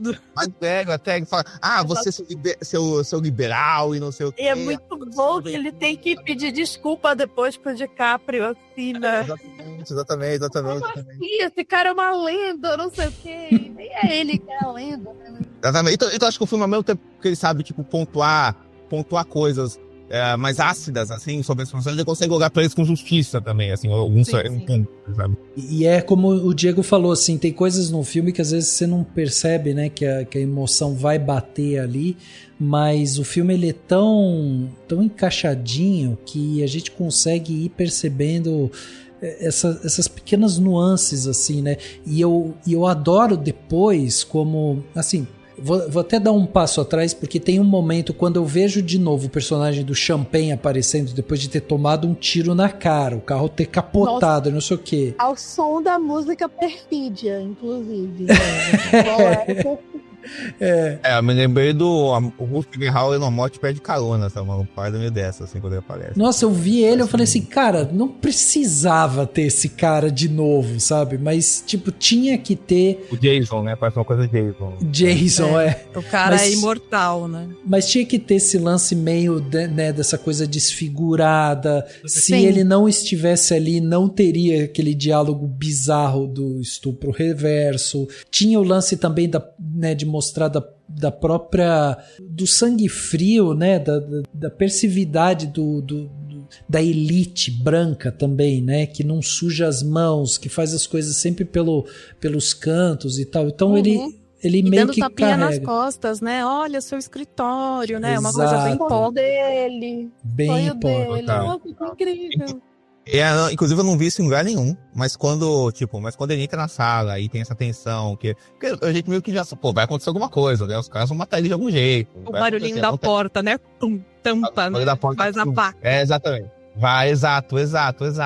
E aí quando acontece, cara, e a Camila falou que é uma coisa tipo máfia, eu não vi isso em lugar nenhum, mas me lembrou muito a cena que matam o Joe Pesci do Goodfellas, assim, sabe? Assim, que o Joe Pesci, ele vai receber, vai ter um grande momento dele, aí ele vai lá pra sala. Ficou até meme, né? A fotinho do Joe Pesci entrando todo felizinho, né? Todo felizinho, aí ele tá com um tiro na cabeça, assim, sabe? Você lembrou muito esse tipo de construção, sabe? O cara, pô, é o momento dele, e aí, pá, quando ele acha que vai ter o momento dele, ele morre, assim. Logicamente que aqui é de um jeito muito mais... matando de um jeito mais elegante, digamos assim, né? Mas tão cruel quanto, assim, na verdade. Eu acho que tem esse fator, mas o outro ponto, né, que eu acho que também acaba encerrando muito bem, como ele vai replicar aquela cena, quando a gente vê logo que, né, ele encontra a Willa e tem aquele lance da Willa perguntar onde que ele tava, porque ele veio, né, que ele dirigiu bebendo e tal, e aí tem um diálogo até meio agressivo entre eles, né? Que lógico, tem ali todo um amor, uma ternura e tudo mais, mas, né, um diálogo eles meio brigando com o outro e tal, pá. E aí, quando a gente tem uma última cena deles dois de novo em casa, e ele replica, né, essa cena da Willa exatamente do lado esquerdo, o pai do lado direito, ele entregando a carta e tal, a fisionomia deles é outra, assim. Ele tá completamente ele tá completamente desarmado ali, ele continua ali fumando, bebendo e tudo mais, mas ele tá muito mais entregue àquela situação, à família e tal, ele, né, tá sensibilizado, e ela tá com um olhar de admiração por ele, assim, porque depois de tudo que eles passaram, meio que consolidou, né, tudo aquilo que ela sabia que o pai era, que o pai tinha vivido e tudo mais, e agora ela sabe o que ele realmente é. Então tem uma conjuntura ali dos dois de união que tá no olhar, assim. E o fato dela voltar, né, depois e abraçar ele, eu acho que fecha com, assim, uma pitada de sabe, de carinho, assim, que extrapola, assim, vai para além. E lógico, depois ela saindo, pegando o carro, então você vê que existiu a continuidade, mas aquela consolidação realmente de quem eles são, sabe? Eu acho que se fosse um retrato raso de uma adolescente, ela poderia reagir com raiva porque ele escondeu uma carta da mãe dela, ele falou que a mãe tinha morrido, a mãe tá viva. Mas depois desse processo todo, ela já tem a inteligência emocional de perceber o sacrifício que o pai dela fez por ela, essas coisas que ele aturou sozinho, sem poder compartilhar com ela, porque não era o momento certo, realmente, de compartilhar com ela. E aí, como ela no final é só gratidão. Ela entende completamente, de forma silenciosa, tudo o que aconteceu. Você percebe até um certo receio na forma que ele conta pra ela, falando, ele até se explica, né? Olha, não tinha como te mostrar isso antes, porque eu não queria te deixar confusa e tal. E você vê que tá tudo bem, sabe? Que bom, sabe? É um filme sobre uma revolução que não deu certo, mas ele ainda termina num tom otimista, né? Sim. Total. Eu acho que talvez, não sei, né? Acho que é o... Eu ia falar que é o único filme do Paul Thomas Anderson que termina desse jeito, mas com certeza é o mais, assim, né? Que termina mais alto astral, assim mesmo, assim, sabe? Tipo, um final feliz mesmo, assim, otimista. E é uma coisa legal do filme, né? Assim, que... Isso é muito legal do filme, que ele não sacrifica... Coisa legal do roteiro do filme, principalmente, que ele não sacrifica a inteligência dos personagens, ou, tipo, os personagens não traem eles, tipo, em prol de algum drama barato, né? Assim, né? Então, os personagens, eles se compreendem, eles conseguem conviver, e eles se relacionam, eles têm conflitos, etc, assim, mas tudo é muito orgânico dentro de quem eles são, né, e aí acho que tem esse momento, e acho que a personagem da Willa, né, ela tem isso, entende quem foram os pais, assim, ela entende o legado deles, ela entende o que tem de precioso esse legado, que ela tem que manter disso, mas ela entende que ela não é o pai, que ela não é os pais dela também, assim, né, ela não é tipo, só uma cópia dos pais dela, assim, né, e ela não é obrigada a viver a mesma coisa que os pais delas viveram, assim, né? Ou fizeram, assim, sabe? Ela é ela mesma, né? E ela tem um horizonte de futuro pela frente, assim. Isso eu acho muito bonito do filme, né? Ela sempre vai ter os pais dentro dela, mas ela sempre vai ser ela tem os próprios erros e acertos.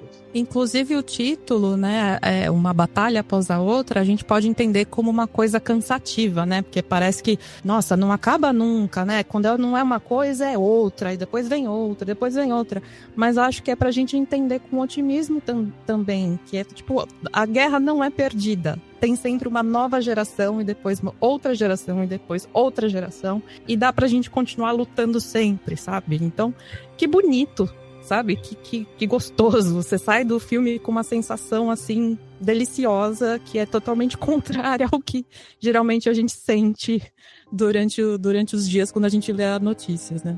Até podia tocar Elis Regina e Belchior no final do filme, né? Este ano não morro. Exatamente.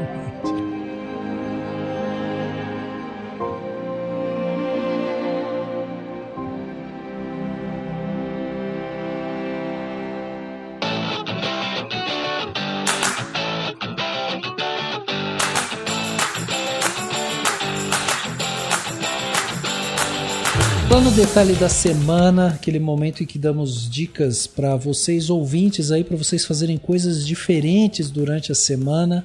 Cami, podemos começar com você?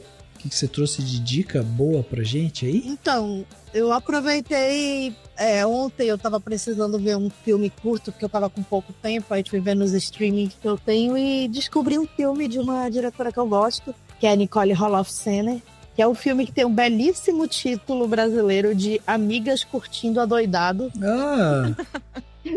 Que é o Walking and Talking, né? O filme de 96. E ele acaba conectando com um pouco do que a Ieda falou no início, né? Que é o 96, assim, não é a geração millennial, né? É a geração X, né? Que é aquela geração, inclusive, que ficou famosa naquele filme com a Winona Ryder, né? Sim, o Red Beat. Isso, esqueci o nome do filme. Eu quero falar Curtindo a Vida Doidado, que eu tô... Que é Caindo na Real no Brasil. Caindo na Real, todos esses títulos, assim. Mas o filme, apesar de ser 96, né, garotas de 20 e poucos anos em 96, ele se conecta muito com a nossa existência, assim, medíocre, millennial, em 2025. Tanto é que eu lembrei muito de Frances Ha, e lembrei muito de um filme de 78, que eu gosto muito, que é o Girlfriends, da Cláudia Veil, que é um filme que parece ser descoberto. É maravilhoso esse filme. É muito bom. E eu faço uma campanha para as pessoas assistirem. Desde que eu assisti pela primeira vez, já fiz o Diego assistir, então... É fantástico. Mas o Walking and Talking, Amigas Curtindo Adoidado, é sobre duas amigas que, assim como no Girlfriends, assim como no Frances Ha, elas têm um afastamento depois que uma delas decide viver a vida, enfim, de outra forma. Ela fica noiva. Se eu não me engano, no Girlfriends acontece mais ou menos a mesma coisa. E aí as duas, a relação delas esfria. E é um filme sobre amizade feminina, mas também quem você é além dessa amizade, né? Fora dessa amizade. E as atrizes que protagonizam são a Catherine Keener, que trabalhou com a Nicole Holofcener em vários filmes, e a Anne Hathaway, né? A finada Anne Hathaway, tá maravilhosa no filme, um cabelinho meio Meg Ryan, assim, dos anos 90. E assim como todo filme norte-americano, estadunidense dos anos 90, sempre tem aquelas surpresinhas, assim, no elenco coadjuvante, né? Tem o Liev Schreiber, bem novinho, tem o Todd Field, que é o diretor, né, de Tarde, In the Bedroom, mas que ele também tem uma carreira como ator. Inclusive, ele tá no De Olhos Bem Fechados. E nesse filme ele é o noivo da personagem da Anne Hathaway. Então, assim, é uma delicinha, assim. Filme anos 90, um dos cenários é uma locadora, jovens millennials, brancas medíocres. Millennials não, jovens da geração X...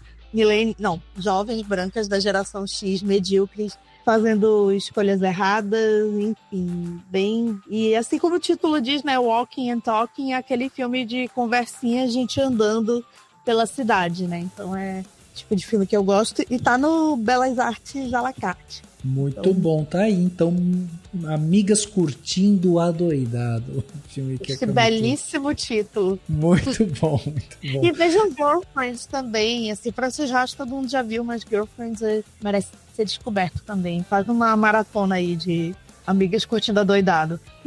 Muito bom, muito bom. Lembrando vocês ouvintes, né, que tudo que a gente tá falando aqui vai ter link no post, na descrição desse episódio, então tudo que a gente tá falando é só você ir lá clicar, você já vai ser direcionado aí e pode curtir aí tudo que a gente tá falando.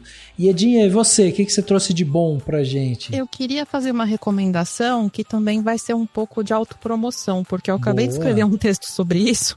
Maravilha. Tá lá no iedamarcondes.com. Eu escrevi um texto sobre um videogame que é raro de fazer. Eu geralmente escrevo sobre filmes, séries e tal. E é um jogo independente feito por um estúdio russo que se chama No, I'm Not a Human.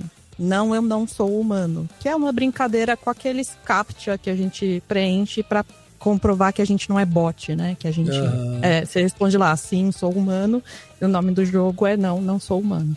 É um jogo em que a mudança climática chegou num estágio que o sol tá tão quente que ninguém mais consegue sair de dia. Se você sair de dia, você literalmente morre, ninguém sobrevive. E durante a noite, vários estranhos batem na sua porta pedindo abrigo, porque se elas ficarem na rua quando amanhecer, elas vão morrer. Você precisa decidir quem você deixa entrar na sua casa ou não. E o risco que existe em deixar entrar esses estranhos entrarem na sua casa é porque, ao mesmo tempo que está tendo um cataclisma, o jogo nunca chega a explicar, mas tem criaturas que se parecem com humanos, que supostamente surgiram do subterrâneo. Eles dão o nome de visitantes para essas criaturas, dando a entender que são alienígenas, né? Porque a gente geralmente associa visitantes com alguém vindo de fora, né? Então, esses visitantes, eles se vestem de humanos, por assim dizer, colocam uma pele humana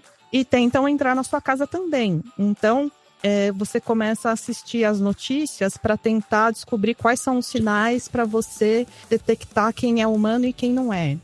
Então, a primeira notícia, por exemplo, fala assim, olha, os visitantes, eles têm os dentes extremamente brancos, perfeitamente brancos. Só que e se a pessoa acabou de ir no dentista, sabe? Então vira uma coisa assim pro jogador que ele precisa meio que começar a desconfiar do próprio tutorial do jogo. Porque se você for seguir o tutorial muito ao pé da letra, você vai matar muita gente inocente. Então é um negócio muito interessante, ainda mais que é russo, né? Ele tá propondo que você desconfie dos veículos da imprensa e desconfie das organizações do governo que também vão bater na sua porta e levar pessoas aleatórias que vão ser, entre aspas, testadas, e essas pessoas nunca mais vão aparecer. Você não sabe o que acontece com essas pessoas. Então, eu acho que é um jogo bastante oportuno, né? Dado o momento que a gente vive, né? Até que nos Estados Unidos, os latinos mesmo, né, estão sendo sequestrados, as famílias não sabem onde foram parar, onde que eles estão e tal.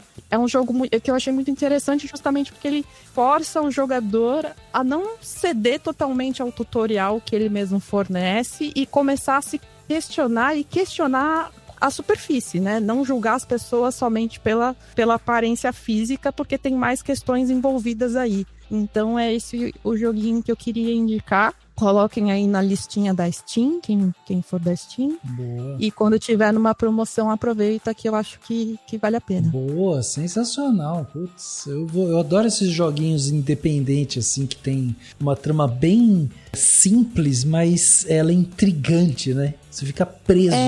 E ele tem uma direção de arte também, que é uma coisa super atmosférica, sabe? Porque fica uma musiquinha tocando que não é bem de terror, é quase uma musiquinha meio nostálgica, sabe? De você estar sozinho na sua casa, é meio melancólico, as coisas são muito monocromáticas, muito esverdeadas, é bem interessante. Muito legal. Tá aí, então, dica de jogo e artigo, né? Porque depois que jogar, pode ir lá ler o artigo da Ieda ou ler o artigo antes e depois jogar também, tá aí.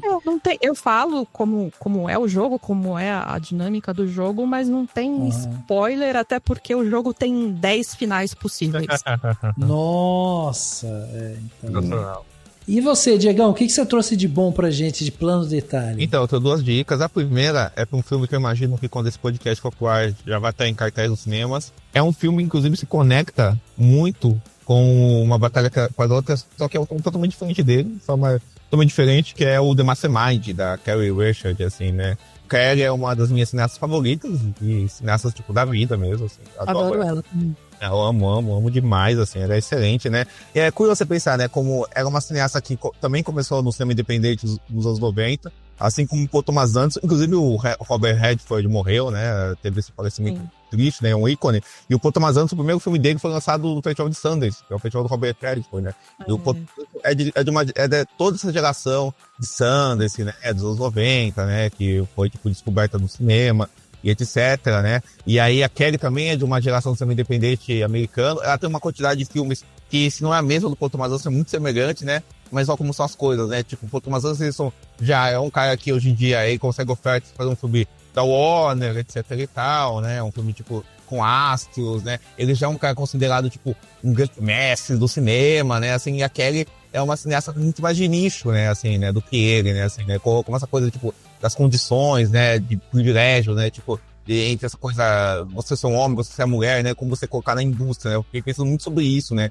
E de como o Mastermind é um filme que ele é um filme que ele começa como um anti-filme de assalto, porque é um filme sobre esse cara patético, né, que tem uma vida suburbana comum, mas que tem uma vida dupla também, que ele é um assaltante de obras de artes, assim, né, lá em Massachusetts, né, que ele rouba obras de arte, né, só que é um filme de assalto, eu digo que é um anti-filme de assalto porque ele é um filme que não tem atenção, ele não tem planos elaborados. Anticlimático, né? Anticlimático demais, assim, sabe, os planos são todos umas patetices, assim, sabe, umas coisas muito, muito físicas, né, quase de pastelão, mas secos, também, né, assim, tudo é muito banal, assim, tudo é mundano, assim, e tudo é muito, sobretudo, patético, né, e o filme ressalta muito essa coisa física, essa coisa patética, né, então ao mesmo tempo que o filme, ele é dirigido de um jeito muito elegante, né, quase com uma coisa simétrica que lembra que a gente, como tinha quase obras de arte sempre, né, o filme tá sempre reforçando uma coisa muito patética daquele ato do assalto, daquela vida cotidiana, sem tensão daquele homem, né. E aí como tem uma segunda parte que é sobre o vazio daquele homem pelas repercussões do que ele fez, assim, é só ele vagando como um zumbi, basicamente, né, assim. Então é um filme muito sobre o vazio, é um filme muito sobre essa existência de um cara que que faz muito pra masculinidade patética. O filme tem uma questão que é um filme feito nos anos 70, assim, né, ele se passa nos anos 70 e ele tá envolto a questões de tensão da guerra do Vietnã, do Nixon, mas ele nunca fala disso, isso tá só ao redor do filme, rodeando o filme, né, assim, e aí esse cara vem do mundo que tá em ebulição, mas vem numa vida banal, uma vida patética sobre tudo isso, sabe, acho um filme muito inteligente, assim, muito bem dirigido, assim, muito bem pensado dentro desse comentário. O Josh O'Connor tá fantástico, né, ele me lembrou uma estrela de cinema mudo, assim, porque ele fala pouquíssimo do filme, a atuação dele é toda corporal, física, assim, né, o final, uma coisa quase Chaplin, né, o que ele faz no final. Assim, então eu achei um filme muito interessante, assim, um filme muito bom, assim, e acho que é um lado B de uma batalha com as outras, porque eu acho que tanto o Paul Thomas Anderson e a Kelly, como a Camila falou, estão lidando com uma herança meio de Nova Hollywood, de um filme passado nos 70, Vietnã, essa coisa do anti-herói, só que se o Paul Thomas Anderson vai para um lado mais difundido da Nova Hollywood, né, essa coisa, tipo, louco escapada, encurralado, uma coisa, esse lado, apesar da Kelly vai para um lado mais B da Nova Hollywood, assim, sabe, assim, um lado mais obscuro, mas que é tão interessante quanto, assim, sabe, então eu recomendo demais esse filme quando tiver em cartaz, assim, né, depois ele tem streaming também, né, mas vejam muito bem esse filme, assim, sabe, é um filme que acho que vai ser bem mais nichado, mas que eu acho interessante se ver e pensar aí com uma batalha com a outra também, assim, acho incrível. Só lembrando pra ajustar a expectativa que não é um filme de ação, hein? Pelo amor de Deus. Não, jamais. É um filme lentíssimo, inclusive. Porque eu fui na pré-estreia, e pré-estreia você sabe como é, né? Saiu muita gente decepcionada de lá. Total, não. Aqui eu fui ver cabine pra uma coisa. Foi a mesma coisa. Vale, inclusive, um parênteses, gente saindo. Eu vi numa sessão comercial e a gente saindo no meio do filme. E ó, que eu, né? Pra você ver o nível das coisas, né? Assim, né? E aí, eu falei que ia dar 2 dicas, né, Rafa? Assim, né? Sim, pode ir.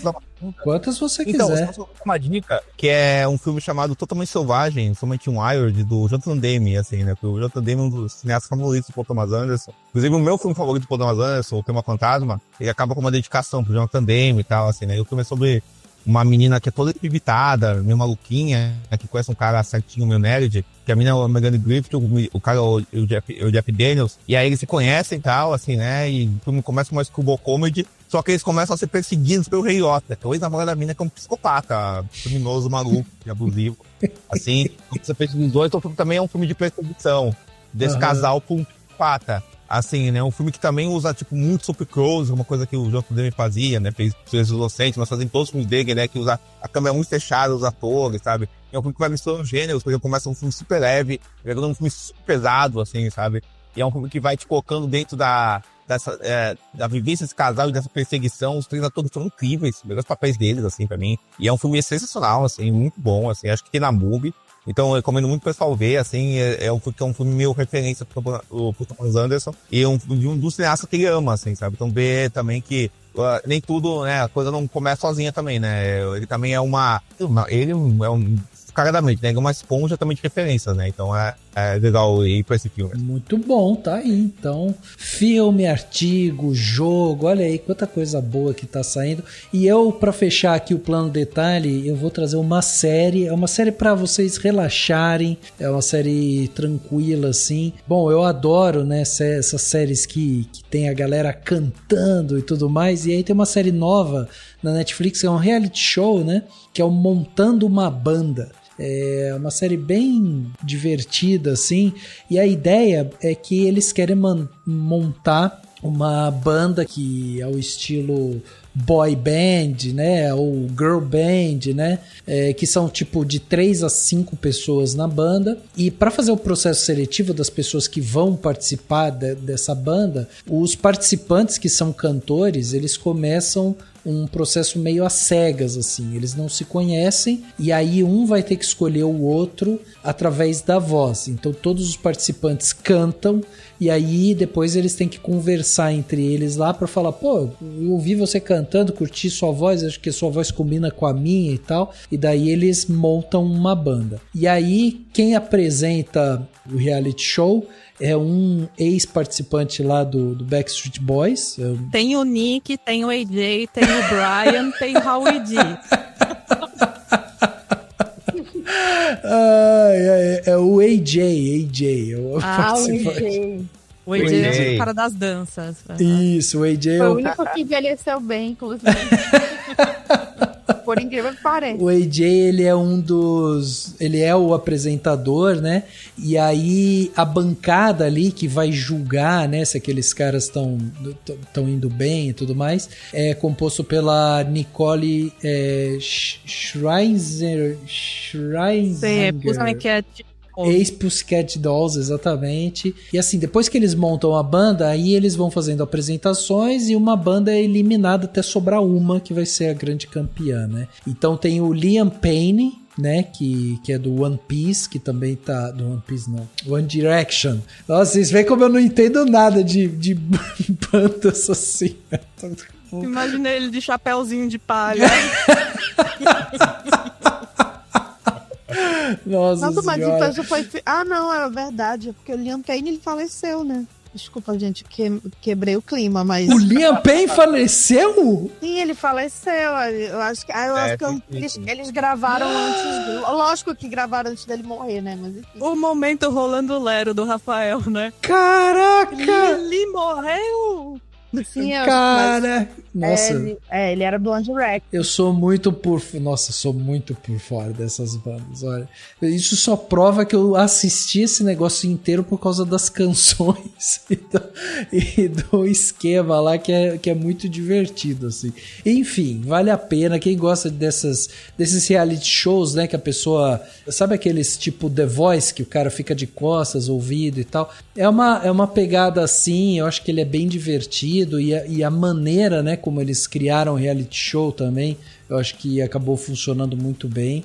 Enfim, é isso. Fica aí a dica do Montando a Banda, tá na Netflix. E esse monte de fofoca que eu fiquei aprendendo agora também, hein? Pra você que não entende nada de banda que nem eu, agora você já tá sabendo que o AJ é o cara que dança, a Nicole é do... Pussycat Dolls. Pussycat Dolls. Nicole ganhou um Tony esse ano. Caraca, ela tava... Qual musical que foi? Sunset Boulevard. Olha só. Pois é, gente. Ela namorava o Hamilton. Isso que eu ia falar. Sério? não, o Hamilton da frota.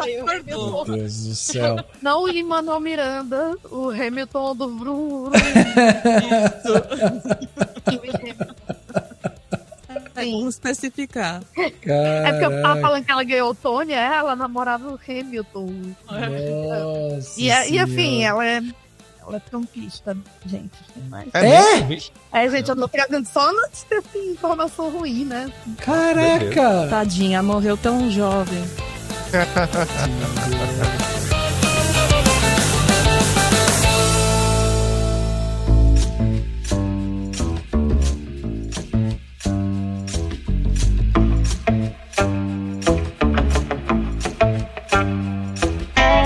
Bom, chegando aqui ao final desse podcast Animação 620, batemos esse papo sensacional aqui, né, falando aí sobre uma batalha após a outra, novo filme do Paul Thomas Anderson, e eu não podia fazer esse papo sem meus convidados. Então, Diegão, muito obrigado pela sua presença aqui. Imagina. E por favor, deixa aí meios de contato, como que as pessoas fazem para te acompanhar, seguir aí, né, o que você escreve, os podcasts que você grava, redes sociais, como é que faz? Perfeito. Não, eu agradeço demais, foi um ótimo papo, adorei gravar com você, gravar com a Camila, gravar finalmente com a Ieda, conhecer a Ieda foi ótimo, né, o papo foi excelente, foi muito legal o papo, foi um prazerzão, gente. Amei. E, gente, vocês podem me achar, eu tô no Cinemação, sou um dos colunistas daqui, sempre tem todo mês coluna minha aqui. Eu também escrevo pro Pelipet Brasil, tem sempre críticas minhas lá. Agora, eu tenho o Sábado Sem Legenda com a Camila, que tá aqui, né, com um podcast nosso sobre cinema. Inclusive, uma batalha com as outras bem Sábado Sem Legenda, quem sabe um dia ele aparece lá, né, então tomara, Tô no canal do YouTube, chama Cinema, que agora tá em pausa, mas eu pretendo retomar ele em algum momento, Eu também tenho o meu Letterboxd, Diego Qualia, tem Instagram, Diego Qualia 2, Twitter, Diego Qualia, buscar Diego Qualia lá também.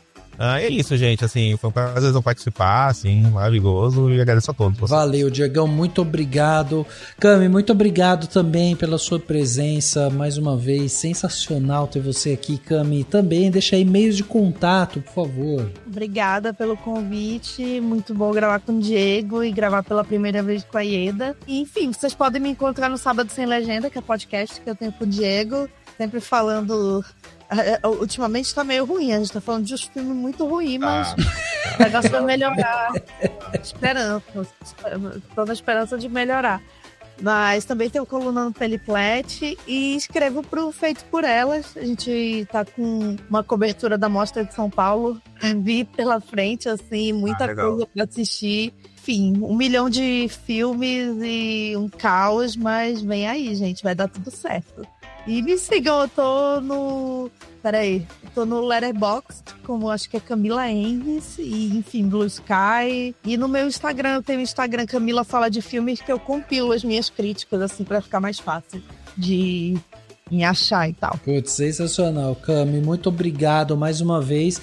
E Edinha, também muito obrigado pela sua presença aqui com a gente, é sempre bom ouvir você, ouvir suas opiniões aqui, e deixa também meios de contato, você já comentou, né, do seu site, iedamarcondes.com, mas você também está nas redes. Estou. Olha, foi um prazer gravar, de verdade, ainda bem que o Rafa continua me chamando, eu às vezes tenho que falar não, mas graças a Deus ele não me tirou da listinha de possíveis convidados. Eu tô no Blue Sky, tô no Letterboxd. Eu comecei um canal no YouTube, mas feito de maneira totalmente amadora, tá? É praticamente um vlog, porque eu não faço edição nem nada, não é um vídeo ensaio, tá? Eu só ligo a câmera, falo, termino de falar e dou upload, é basicamente isso.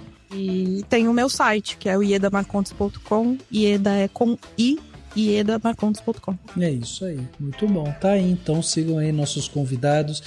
É isso então, gente. Antes da gente terminar, eu gostaria de convidá-los aí para você classificar a gente, né, lá no Spotify. Isso ajuda demais para que a gente chegue a novos ouvintes. Então basta acessar o Spotify, ir lá e dar as estrelinhas. Isso é bom pra gente porque a gente acaba sendo apresentado a novos ouvintes. E se você curtiu esse episódio, então vamos continuar essa conversa, por que não? Manda aí sua crítica, sua pergunta, ou alguma teoria que você tenha, ou só um oi. Fala assim, ó, tô aqui, tô ouvindo, gostei desse episódio. E você pode fazer isso através tanto das nossas redes sociais, né, no @cinemação, a gente está em todas elas, ou ainda pelo e-mail, contato@cinemação.com. Esse e-mail chega aqui direto pra gente, a gente te responde por lá e a gente vai continuar vendo e lendo tudo que vocês mandam. Então vamos manter essa conversa porque é muito boa da gente continuar o assunto assim de uma forma mais direta. Se você quiser conversar, inclusive comigo, é só me procurar aí por Rafa Arinelli. Eu também estou em todas as redes sociais, Instagram, Blue Sky, Twitter, e a gente pode continuar também trocando essa ideia por lá, por esses meios. E além de classificar a gente no Spotify, lembre-se que se você usa a Apple Podcasts, o Deezer, o Castbox ou a Aurelo, você também pode acompanhar a gente por lá e mandar seus comentários por lá também. Então, siga o Cinemação nos principais agregadores, assim tudo que a gente publicar vai chegar direto aí para vocês não perdem nada, sem depender do algoritmo maluco desses agregadores de podcast. E se você quiser dar aquela força pro Cinemação, lembre-se que com o valor de um cafezinho por mês você já ajuda demais a gente aqui. A gente oferece um grupo exclusivo no WhatsApp, onde a gente pode trocar uma ideia ali mais direta com os autores, convidados e também os padrinhos, né, do Cinemação. E além disso, a gente envia também um presente para você no fim do ano. O link para se tornar um apoiador do Cinemação tá no post desse podcast ou na descrição dele. E é isso, pessoal. Muito obrigado pela participação aqui de vocês. E é isso, o podcast Cinemação 620 fica por aqui e a gente se vê no próximo.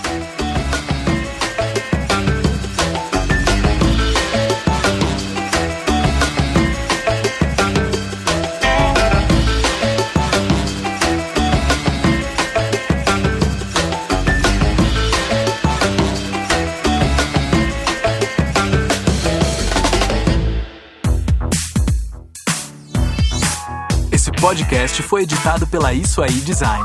Tudo isso é forma com função. É design estratégico. É isso aí.